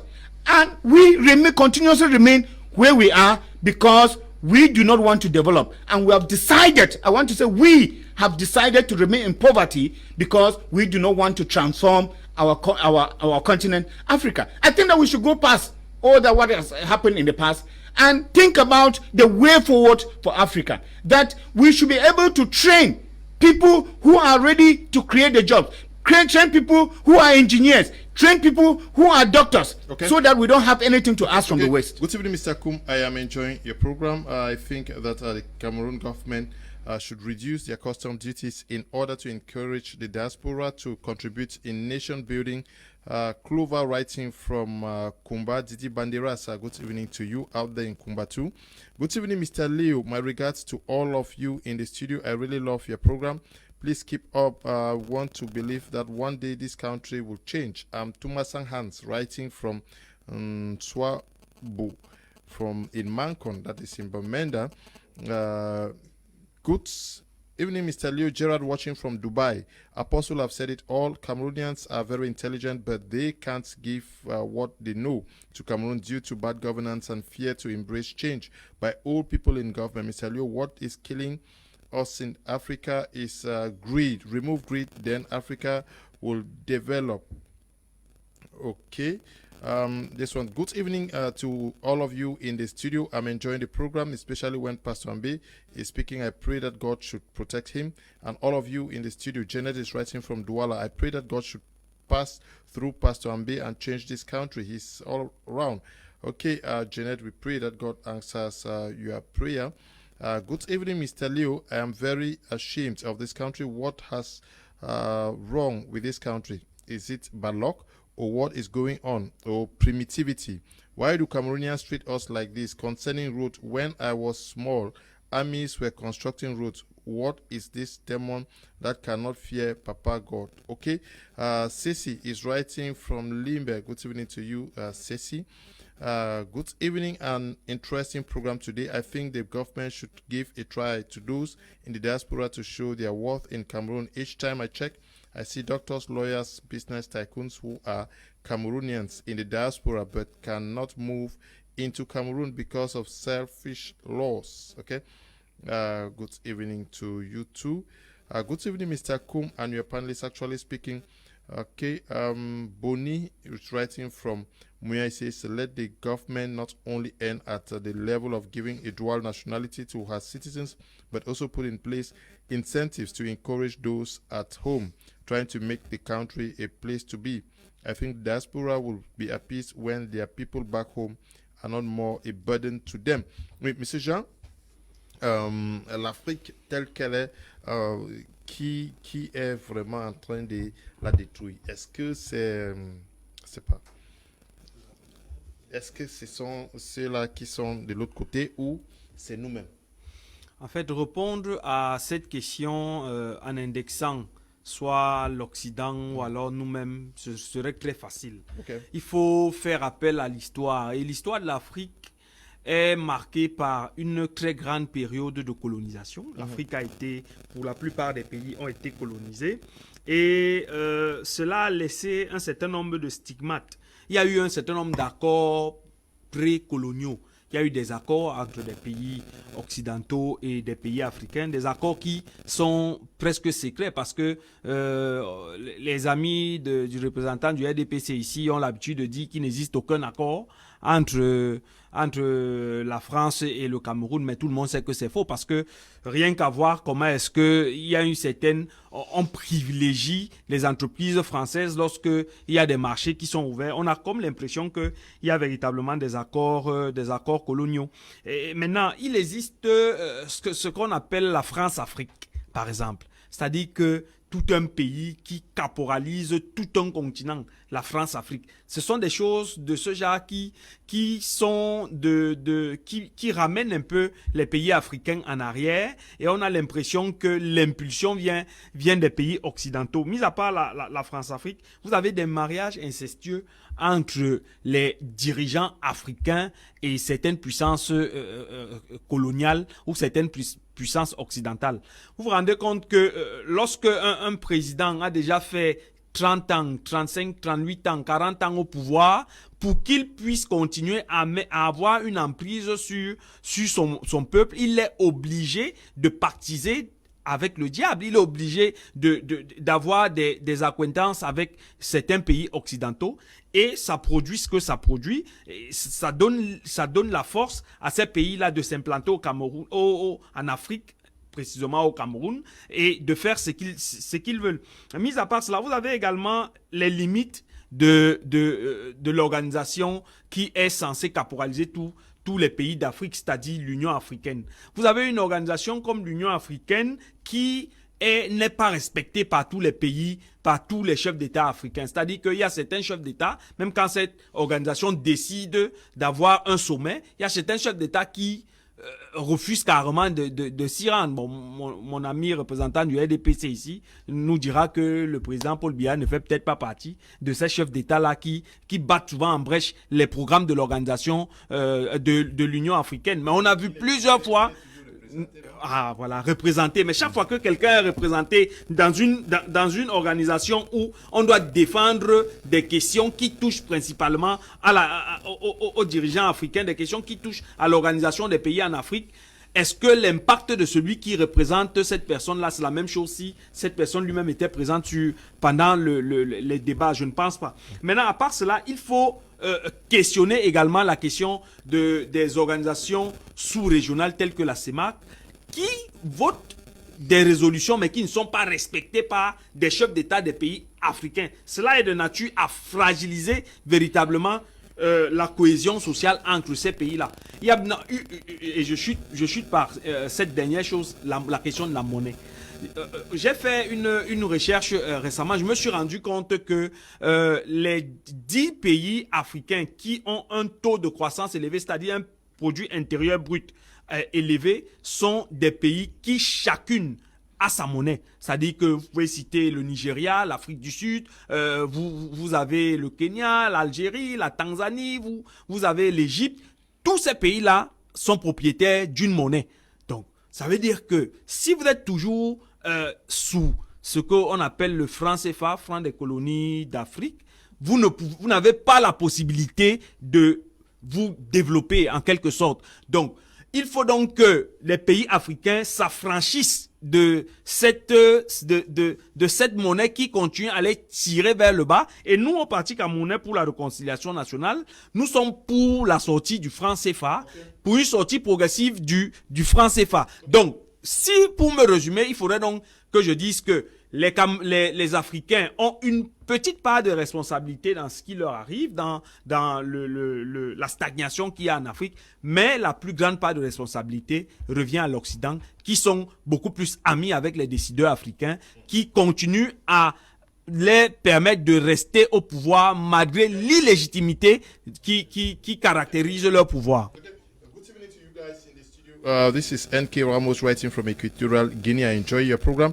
It is good job you guys are doing. We, the Africans, are the ones holding the rope because most Africans focus their dreams on traveling out of the continent, and when they do, they don't come back home to invest. That's why for 10 years running, Dangote is still the richest man in Africa. Thank you. Thank you too. Good evening, Mr. Leo, and all of you in the studio. I love all your programs. Keep it up. I pray God continues to bless you. It's Junior writing from Limbe. Good evening to you. Good evening, Mr. Liu. I love your programs, and this is very pertinent topic to elucidate on. Seriously, the problems of Africans are the Africans themselves. We must first of all examine ourselves very well rather than putting blames on the West. Even though the West can't be left out completely, looking at their various roles they play, which negatively affects the African continent. Barrister Elive is writing from Yaoundé. Foreigners are spoiling Africa. They should leave Africa to rule as they desire because nobody forced the Europeans to choose their forms of government.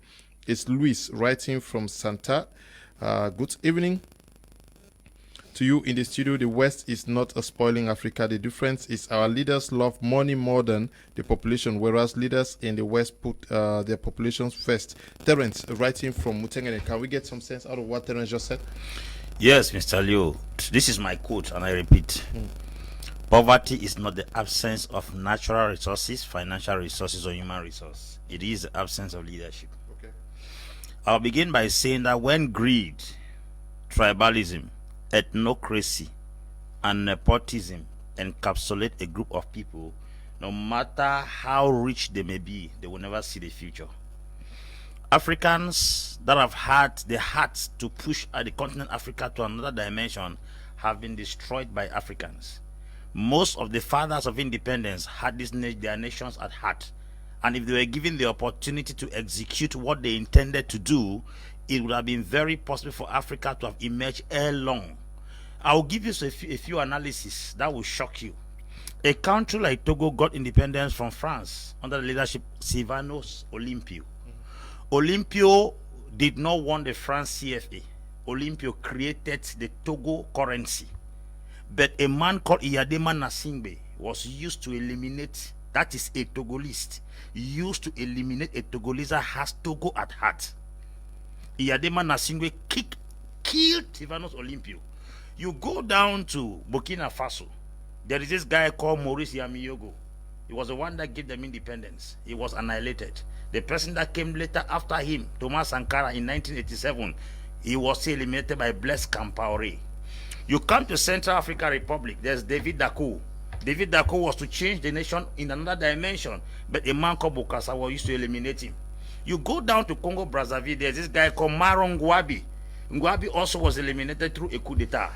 Now, if you go down to Guinea Equatorial here, there was this guy called Masias Ngema. It was his own cousin, Obiangema Basoko, that was used to eliminate him.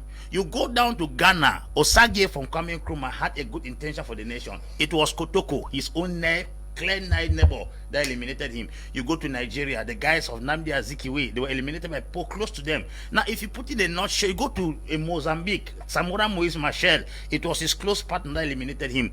The West, and I repeat, will never and ever have access to Africa until they use Africans. That's why I say what is eating the bean seed is within the bean seed. Africans are full with greed, full with ethnocracy, tribalism, and nepotism. And if nothing is done, we will keep on killing our best every year. as I talk to you recently, I would guarantee you all shorty that this guy Magufuli has convinced us against once more that Africa does not need any support out of the country. Lazarus Chakwera, in his 8-minute speech commemorating the death of Magufuli, he said, the unpredictable Magufuli. They did not know that leadership could run in Africa without money being borrowed from International Monetary Fund, because they did not know Magufuli was coming. They did not know that projects could be set up and executed on time, because they did not know Magufuli was coming.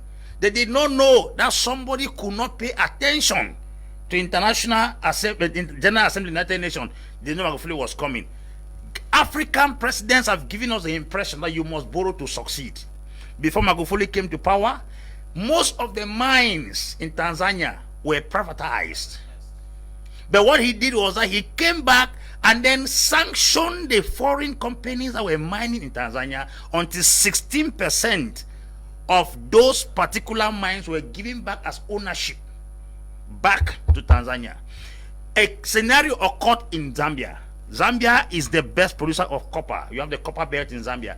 Zambia sold that copper belt to an American firm upfront without payment, that they will exploit the copper and pay them later. American firm came, took that particular copper belt, turned it within 2 years and paid the money upfront, and is giving Zambia a 0.00 something % as royalty for their mine. Was that colonialism? It is talking about stupidity and poor management. Who brought gun to give that copper belt to America? Nobody brought gun.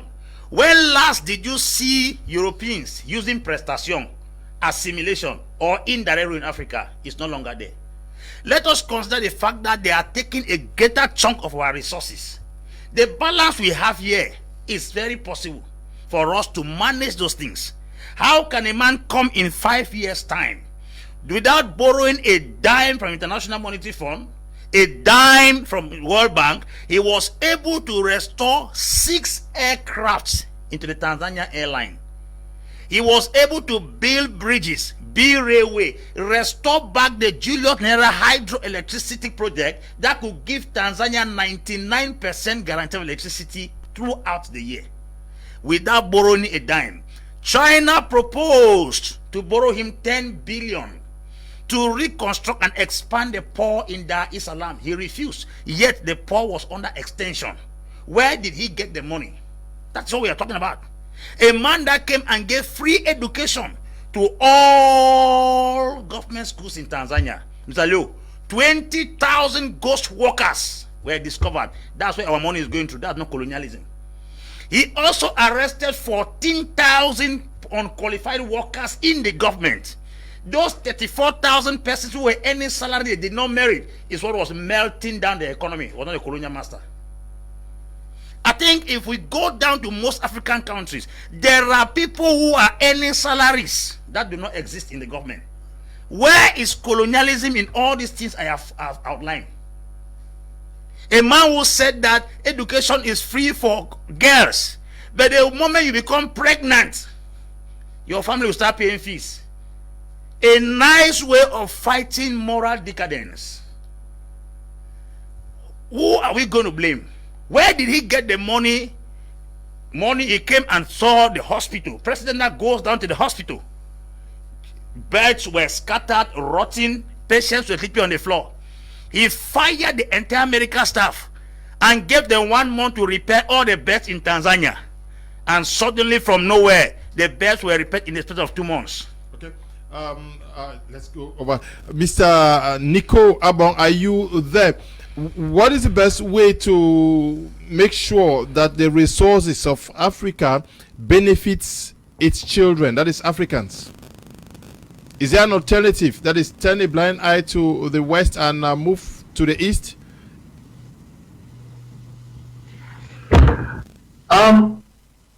I think the issue, just to answer the question first of all of the problem of Africa, who is to blame? I think Africans are to blame. Not only with how the country is run, but also their willingness to participate in the development of the countries. We complain a lot. I think the thing is that the West has understood very well our weaknesses, and they really know how to exploit those weaknesses to keep on controlling us. And some of those weaknesses are things like over-nationalism, individualism, nepotism, greed, bad government, short-term minded education which is not suitable for our own circumstances, and the issue of aid, not trade. So the world has seen all of these, the West has seen all of this, and they continue to use this to exploit us, and the fault is ours. Let me just give a few examples. Look at the issue of nationalism. Look at the level of African Union. You look at the African Union, which first of all, I don't first agree with what the African Union is, because it all was whole process of first of all, there should have been Africa, the formation of Organization for the Liberation of Africa, then the Organization of African Unity before the Organization of the African Union, the African Organization for the Liberation of Africa, which would have ensured that every single African country is actually liberated, so that we don't have countries that were totally free, and then some kind of yoke or also under the yoke of the West, the West still putting its policies. And when they had achieved that, to the process of uniting the country under the Organization of African Unity, and then going to the African Union, which is like like what we have in the European Union, which is actually an organization of equal states, with thinking the same and not having influence from abroad. So we have this too much nationalism, over nationalism, that every country wants to be independent of the United of the African Union. They cannot even come into consensus on basic issues like free trade to benefit African countries. And another one is the issue of governance. Look at the governments which have. Let's take, for example, it's really interesting that you have a president who is over 90. The person who is likely to him, if he's not there, is over 90. The third in line is over 90. I mean, you ask yourself, people at that age, what are they thinking about? Do they understand the challenges of today? Do they in this world of technology, fast pace of innovation, can they even be able to, first of all, to even understand it, not to talk about developing strategies that will lead us out of the situation we are now to come about with, to become at the same level with other countries, to be competitive. See, the issue of governance is, but also you go to individuals. Are Africans ready to do what's necessary in order to take out the governments that are not working for Africans and put in governments that work for them? Are we able to do that? I don't see the willingness and the ability for us to do that. We don't even want to do it. Now, if you look at the issue of education, look at our educational system. It's appalling that we have thousands of unemployed PhD holders. When you see that, you got to understand that our educational system is based on imparting knowledge and functional. The aim of education should be to find functional skills, create people who have functional skills. And we have a lot of unemployed PhD holders because they have certificates, but they don't have functional skills. They cannot even move out and use those certificates. So you see our education problem. Then you have the issue also of trade, not aid. Mandela said it, when Mandela came to power, he said, we want the West to deal with us on the basis of trade, not aid. But how much money are we borrowing every day? How much money are we borrowing every day for projects that we don't even realize? And look at what Magufuli did. Magufuli did a hell lot. I mean, look at the transformation of the country within a very short period of time without foreign aid. So you see, the problem is Africans. I have a friend here, a French friend who traveled to Africa, and he where we had this discussion about development of Africa. So China is taking Africa. And he turned around and said that China is taking over Africa because we, the Africans, we have neglected it, moving out of it. So the Chinese are just taking over what we have neglected. Are we willing to step and do what is necessary? We have also this issue of short-term mindedness.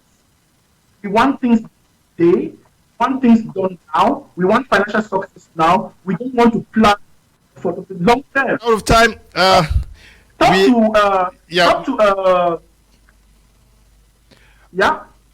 We are out of time, man. Unfortunately, we have to stop there. Very 1 minute. What should be the way forward for Africans to work for Africa? Firstly, we are to restructure our educational system. Secondly, we are to empower our institutions and make them stronger to live away from thinking about persons but institution. Thirdly, we should try to cut off the umbilical cord of colonialism between our colonial masters and us, the way America did with Britain. Fourthly, the independent rate in Africa, we should cut it down.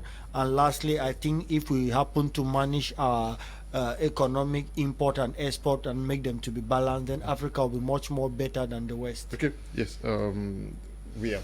Yes, Mr. Leo, for Africa to actually step out of this mess, it is necessary that our governments get to start fighting internal problems which begin with greed and corruption. If corruption is dealt with from within, money that is swindled into personal bank accounts could be used for investment purposes. And when that is done, in one way or the other, will be advancing. Secondly, there is need for Africans to understand that this free trade zone that has been created is supposed to help unite Africa. If they take advantage of it, it will help us trade among ourselves. Okay. And thirdly, the last position is that we need to come to a place where we have a currency, a unique currency for that Africa. is supposed to be for Africa as a whole. Okay. That will help us trade with Europe equally. Dr. Dibancho, very briefly, what is the way forward? What's the way out for Africa? Should we stop getting these loans? Yes, we should stop getting the loans and let us be able to define that dependency theory as prescribed by Frank Gunda, who talked about how underdevelopment developed. We have to get to the root cause. How underdevelopment developed. Let us get back and see what ought to happen. And let us be able to adapt democracy according to our cultures and not according to a borrowed culture. From there, we are going to get somewhere. Ok. Yes. Mais comment on fait pour faire que les Africains travaillent pour les Africains? Je pense que il est important qu'en Afrique, il y ait ce qu'on appelle l'alternance. Il est important qu'en Afrique, on puisse avoir des nouveaux hommes politiques. Il faut qu'on ait des nouveaux présidents dans les différents pays. Il faut qu'en Afrique, on puisse avoir des élections libres et transparentes. Il faut également qu'en Afrique, l'on puisse avoir des leaders légitimes et charismatiques. Lorsqu'on aura atteint ces objectifs-là, je pense que le développement de l'Afrique viendra d'elle-même. Okay. Apostle Ambe Valentine Angwa, what's the way out? I will conclude with this Bob Marley statement in his message. How long shall they kill our prophets? We should change the message. How long shall we kill our prophets? Africans and the one killing their prophets. People have been sent with God with a mandate, unique mandate of leadership to transform this continent. But we have been so bought very cheap to kill our own. We should stop killing our prophets. Okay, we should stop killing our prophets. Good evening to all the members in the panel. Pastor Ambe, may God bless you for that history, because African presidents think they can develop only by borrowing from the West. Okay. Good evening, members of the panel, and everybody. Good evening to you too. Hi, Mr. Leo, please can I have Apostle's number? I have been pleased to have his number. He always inspires me each time he speaks. Thank you. Gerard is writing from Dubai. Gerard, just write to me after the program. I'll send you Apostle Ambe's number so that you can get to him. This is Mr. Tende from Mendong in Yaoundé. If the government was willing to emerge this country, they could take advantage of the hills and extract raw materials, but instead it's Arab contractors taking advantage. What a disgrace. Okay, good evening. I'm Divine in Kumba. What is spoiling Africa and Cameroon is particular is leadership. Leading for 40 years is rather not good. Okay. Good evening, Mr. Leo. I agree and support Apostle B. Valentine's point. Once again, Mr. Leo Prince K from Kumba. Bob Marley said, how long shall they kill our prophets while we stand aside and watch? Emancipate yourselves from mental slavery. None but ourselves can free our mind. Okay, thank you for that, repeating what Apostle just said. Good evening, Mr. Kum. It's Pambu Peter from Ghana Street in Bamenda. Why do I like to copy but the wrong things from the West? How many mandates does our African leaders stay in power? Do they copy from the West? Okay. Good evening to you all in the panel. Liduru from Douala. It has been proven that as a man gets old, his experiences mental retardation. Then why are such people allowed to rule us for long? Okay. Good evening, Mr. Leo. Is Lanzini from Limbe. Africans are spoiling Africans. Okay, I just have to stop there for tonight. I want to thank you all, guys, for coming, and also to you, Mr. Nico, taking part on this edition of the program from out there in Finland. We also want to thank you, Desmond and Eli, and to you, Noel and Bertrand. Thank you to you, David and Bryant, who is supervising our work out here. Stay blessed. Bye-bye.